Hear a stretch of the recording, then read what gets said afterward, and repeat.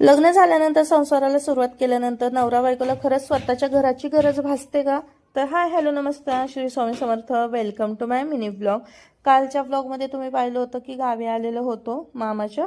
तर इथे आलो होतो वास्तुशांतीसाठी. तर हा दुसरा दिवस आहे जिथे सकाळ सकाळ आमचा अवधूत जादू बनून बसलेलं होतं, कारण गार भरपूर लागत होतं. त्यानंतर बाकीचे सगळे आवराआवरीत तयार होते, कोणी स्वयंपाक करत होतो, कोणी काय करत होतं, धावपळ खूप चाललेली होती.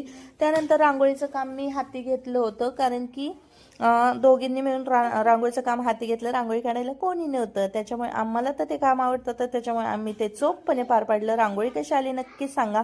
त्यानंतर बामण काका आले होते, तर पूजेची तयारी वगैरे त्यांनी सगळी काही करून घेतली. आणि मी जसं की ब्लॉगच्या सुरुवातीला म्हटले की लग्न झाल्यानंतर खरंच नवरा बायकोला स्वतःचं घर असावं किंवा हक्काचं घर व्हावं असं वाटतं का? तर ऑब्व्हियसली हो.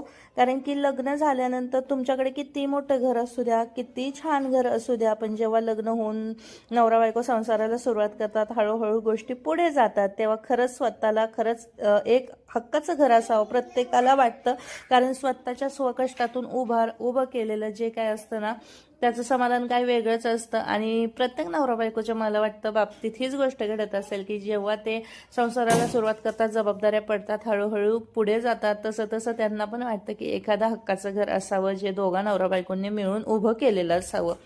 तर अशाच काही गोष्टी असं कोणाकोणाला वाटतं. असं जर कोणाच्या मनात असेल ना, तर स्वामी महाराजांच्या कृपेने त्यांच्या सगळ्या इच्छा पूर्ण व्हात. आणि असंच घराचं स्वप्न पण ज्याचं कोणाचं आहे त्यांचं नक्कीच पूर्ण व्हावं ही स्वामींच्यांनी प्रार्थना. तर इथे बघा, त्यानंतर आमच्या आकुनी लक्ष्मी वगैरे, तिला लक्ष्मीचं मान दिलं होतं, कारण प्रत्येक बापाची लक्ष्मी ही त्याची लेक असते. तर तिची इच्छा होती म्हणून तिचे मस्त छाप वगैरे उमटून घेतले. त्यानंतर पूजा वगैरे पार पडली. इथे जेवणाचा कार्यक्रम सुरू झालेला होता. जेवढे अवेलेबल होते तेवढे पटकन जेवण करून बसले. नंतर दिवसभर हे राहट चालूच होतं. आणि त्यानंतर मग मी पण जेवण वगैरे करून घेतलं. त्यानंतर हे आमच्या बबलू शेटनी मस्त जिरा सोडा वगैरे पाजला.